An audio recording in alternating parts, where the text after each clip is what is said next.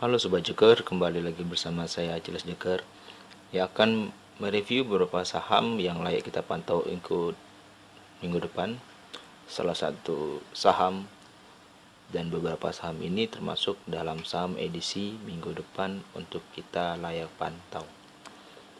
Sebelumnya, jika teman-teman tertarik untuk ulasan saham selanjutnya, bisa like, komen, dan subscribe channel YouTube ini sebagai bentuk dukungan teman-teman untuk apresiasi ulasan saham yang saya berikan kepada Sobat Joker Trader. Baik, langsung saja kita akan mulai review yang akan saya bahas. ISG minggu kemarin terpantau cukup bagus ya, karena dia bergerak bullish setelah dia break area kompositnya cukup lama trendline birisnya dari 18 Januari dan sampai 19 Juli. Telah terjadi retest area trendline support di minggu ini dan ditutup konfirmasi dengan cukup bagus, tutup di atas ya. Dari momentum MACD dan momentum RSI mengindikasikan bahwa minggu ini sudah seharusnya bullish yang berkelanjutan sampai minggu depan. Jadi bagi teman-teman yang sudah hold beberapa saham yang sangat bagus, bisa teman-teman perhatikan untuk tahan dan juga bisa menjaganya dengan trailing stop. Tetapi jika kita lihat dari time frame lebih kecil, satu harian, masih ada gap area 6174 sampai 6163 yang merupakan harus ditutup. Maka potensi minggu depan kemungkinan besar akan menutup gap dahulu, kemudian dia akan rally kembali. Dia akan turun dulu, kemudian akan rally kembali untuk menguatkan tren bullishnya. Jadi bagi teman-teman bisa memperhatikan beberapa saham ini untuk minggu depan. Saham pertama yang saya akan bahas ada BRMS. Kali ini saya membahas BRMS kenapa? Karena dia punya pola bullish channel ya, dimana area 1 dan area 2 ini merupakan area entry yang sangat bagus saya pikir ya. Kita lakukan buy on weakness. Sedangkan area atas merupakan area kita lakukan sell on strength seperti itu. Maka saya bagi menjadi dua area supaya bullish channelnya tergambarkan sebagai area supply dan demand yang pasti, dan juga beberapa area kita lakukan buy on weakness dengan penjualan di posisi sell on strength. Sentimen BRMS terbaru adalah disetujuinya RUPS terkait permintaan right issue berikutnya yang akan dilakukan sebagai bentuk peningkatan kinerja seperti pembangunan pabrik dan membeli area lahan yang merupakan area tambang yang baru juga. Jadi BRMS seharusnya mendapatkan treatment positif ya untuk minggu depan. Area support di area 99 sampai 97 itu teman-teman bisa perhatikan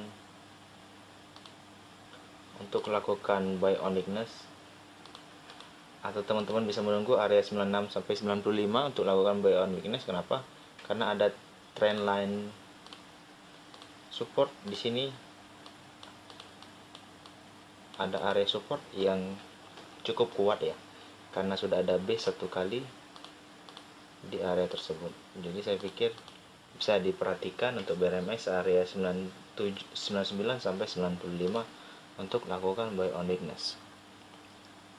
Selanjutnya ada saham agro yang ditutup minggu kemarin itu melakukan koreksi cukup kuat ya. Potensi kita lakukan buy on weakness masih ada di area 2500 sampai 2450. Bagi teman-teman yang tertarik untuk saham agro bisa memperhatikan area tersebut untuk lakukan buy on weakness. Karena posisi MACD dan RSI juga momentum dan volume trend mengindikasikan sudah mulainya bearish. Jadi saham agro bisa teman-teman perhatikan untuk melakukan buy on weakness. Jika kita lihat posisi block summary agro, satu minggu ini terdapat distribusi sebanyak 2,2 miliar. Dengan posisi area 2630 merupakan akumulasi dari broker CC yang paling besar, sedangkan broker OD yang melakukan distribusi yang paling besar. Maka jika posisi sekarang agro close-nya itu di 2620, posisi CC yang melakukan penampungan ya kemarin. Jadi teman-teman bisa memperhatikan area tersebut untuk buy on weakness juga, atau bisa menunggu area terbaiknya di area 2500 sampai 2450 untuk melakukan buy on weakness ya. Selanjutnya ada saham Amar. Saham Amar kemarin kita ulas bersama sobat Joker Trader karena ada potensi dia pantulan di area supply-nya, dan benar dia pantul di area 314. Saya membuat area pantulan itu di area 316 sampai 306 yang merupakan area pantulan Amar. Amar sudah menyentuh area 2 kali supply-nya di area 370 sampai 360. Kemungkinan besar dia akan tetap turun, meretest kembali dia punya area demand kembali di area 316 sampai 306. Jadi bagi teman-teman yang tertarik untuk saham Amar bisa memperhatikan area tersebut untuk lakukan buy on weakness. Kenapa? Karena area ini merupakan area trendline support juga, tetapi tidak cukup kuat karena sudah berulang kali itu tertembus dengan signifikan ya. Jadi bagi teman-teman bisa memperhatikan Amar di area ini untuk lakukan buy on weakness. Jika teman-teman bertanya apakah area ini bisa kita lakukan buy on weakness juga, tepat di area trend line-nya sangat riskan ya. Jadi saya pikir teman-teman bisa memperhatikan area 316 sampai 306 untuk lakukan buy on weakness.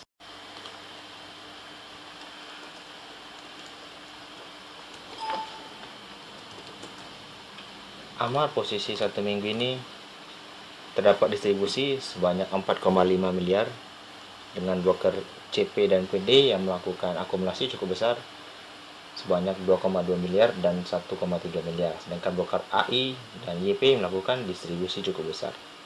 Jadi bagi teman-teman tertarik bisa memperhatikan area tersebut untuk melakukan buy on weakness.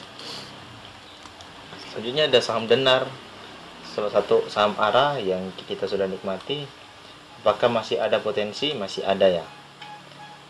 Di sini ada area gap yang kemungkinan besar akan ditutup dahulu oleh Amar. High-nya ini 352, maka kita turun sedikit, oke. Dan kemarin arahnya itu ditutup di 354. Apakah masih ada potensi? Saya pikir masih ada ya. Selama momentum dan volume masih cukup bagus, saya pikir saham Denar masih potensi ya untuk lanjut ke atas. Jika teman-teman ingin cepet-cepet bisa memperhatikan area 324 ini untuk melakukan buy on weakness ya. Selanjutnya ada saham PTSN yang kemarin tidak tertembus, dia punya cup and handle, di break dengan volume yang cukup kuat juga. Apakah masih cukup berpotensi? Saya pikir masih cukup berpotensi ya. Teman-teman bisa memperhatikan area 276 sampai 266 ini untuk lakukan buy on weakness di posisi tersebut, karena ada potensi cup and handle-nya akan diuji kembali di area 318 sampai 312. Dari momentum memang MACD dan PTSN dan RSI-nya juga mengindikasikan bahwa volume bearish sudah dimulai ya.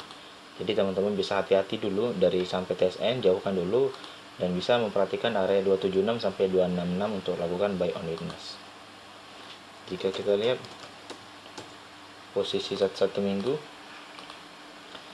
terdapat akumulasi sebesar 81,2 juta dengan broker teratas itu ada broker PD dan EP, dan broker OD dan AI lagi-lagi melakukan distribusi.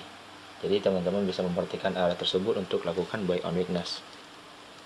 Selanjutnya ada saham yang sangat menarik, salah satu saham swing saya pikir ya, bisa kita kategorikan ini saham swingnya Sobat Joker yang terbaru, yaitu adalah PANR, dimana saham ini saya prediksi bisa mencapai 170 ya, atau target terjauhnya saya itu adalah beggar kalau dikasih. Posisi break bullishnya itu ada di 137. Ini ada break bullish yang harus ditembus karena ada potensi lanjutan dari sini untuk dia punya konfirmasi inverted and shoulder itu akan terjadi. Bagi teman-teman tertarik untuk saham PNR, bisa memperhatikan jika dia break area ini, area dia punya trend line di area 130 sampai 132, itu merupakan area krusial juga ya.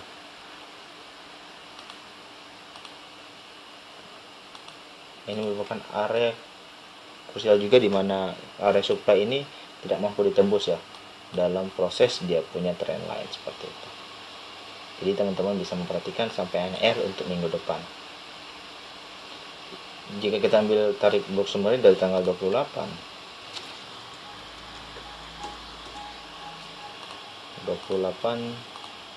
sampai hari ini, terdapat akumulasi sebanyak 56,2 juta, dan posisi teratas itu ada broker MG dan SH, sedangkan broker yang melakukan distribusi terbesar itu adalah broker GR.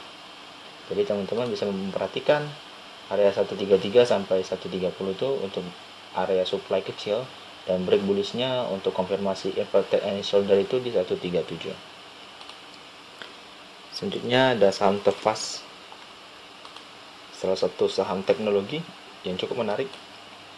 Kenapa cukup menarik? Dia sudah break kemarin, dia punya area bearish channel di posisi 5.600. Bagi teman-teman yang tertarik untuk saham Tefas, bisa memperhatikan area 350 sampai 520 untuk melakukan buy on weakness ya. Karena posisi MACD dan RSI juga masih cenderung sideways, tidak menentu apakah dia lakukan bullish trend atau bearish trend.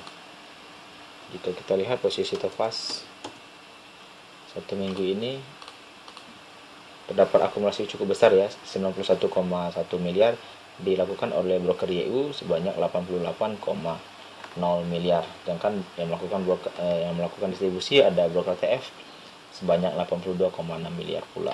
Jadi sangat bagus ya, saya pikir, dari saham Tefas untuk kita perhatikan untuk lakukan buy on weakness. Selanjutnya ada saham swing yang masih melanjutkan tren. Ada saham bank yang sudah kita akumulasi di posisi 3.300 sampai 3.230 ya. Bagi teman-teman yang tertarik untuk saham bank, bisa memperhatikan nanti ketika dia break posisi di 3.600, berarti teman-teman bisa lakukan entry ya. Bagi yang belum memiliki saham bank, lalu pasanglah stop loss di bawahnya itu di 3.500. Bagi teman-teman yang tertarik untuk saham bank yang untuk belum entry. Tapi bagi teman-teman yang sudah entry, bisa memperhatikan area 3.730 untuk break bullish pertamanya untuk mencapai area 3.880. Tapi bagi teman-teman yang ingin melakukan sell on strength di area supply di ATH-nya terdekat di 3.730 itu juga boleh. Saya tidak melarang bagi teman-teman yang ingin melakukan taking profit, karena kita sudah akum bersama-sama di bawah ya. Tapi ada target optimal kita di 3.880 sampai 4.090 untuk taking profit.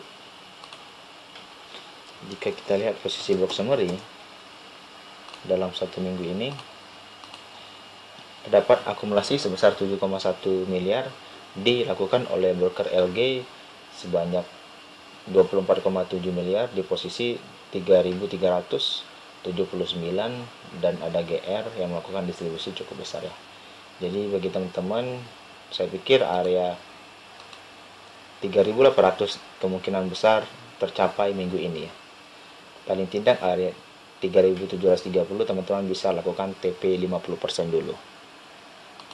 Selanjutnya ada saham Bina, salah satu saham Bank Salim, dan hari ini rebound di area dia punya bearish channel.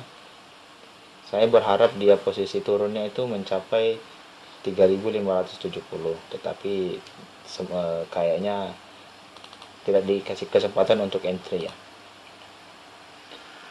Dari posisinya juga sudah punya posisi tweezer, saya pikir sangat bagus ya untuk saham Bina. Kita pantau untuk kita entry kembali di area secara Fibo koreksi itu di 0382 saja, di area 4.430, dan teman-teman bisa memperhatikan untuk area stop lossnya itu di bawah 4.400 ya. Kita main cepat saja di saham ini karena sahamnya sangat kecil sekali. 4.400. Bisa teman-teman lakukan stop loss dengan entry di area 4.430. Taking profit, jika kita lihat secara pola, dia harusnya seperti ini ya. Seharusnya dia seperti ini, dengan taking profit itu di area 5.100 untuk optimal ya. Atau teman-teman ingin lakukan TP di area 4.900-an juga dipersilahkan. Kalau kita lihat dari posisi block summary-nya, dalam 1 minggu masih distribusi ya sebesar 2,1 miliar. Akumulasi terbanyak dilakukan adalah broker ZP dan RB, YP. Bahkan yang melakukan broker distribusi ada broker CC dan RF. Jadi bagi teman-teman bisa memperhatikan saham Bina untuk minggu depan. Selanjutnya ada saham emiten healthcare yang cukup menarik. Ada dari saham KF. Kenapa saham KF? Karena terdapat pola bullish divergence ya. Pola bullish divergence di sini di time frame 1 jam sudah terkonfirmasi cukup bagus ya. Jadi teman-teman bisa memperhatikan saham ya, dia ada dua pola, secara MACD dan secara RSI sudah terkonfirmasi pula ya.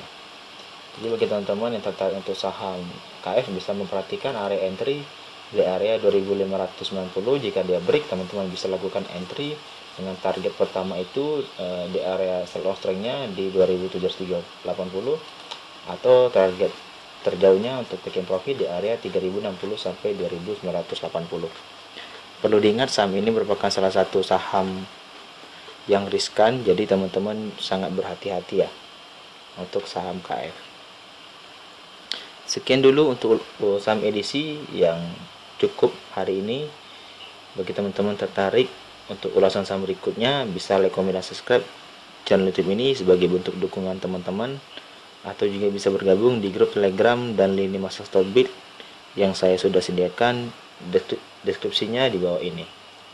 Sekian dulu, saya ucapkan terima kasih. Record.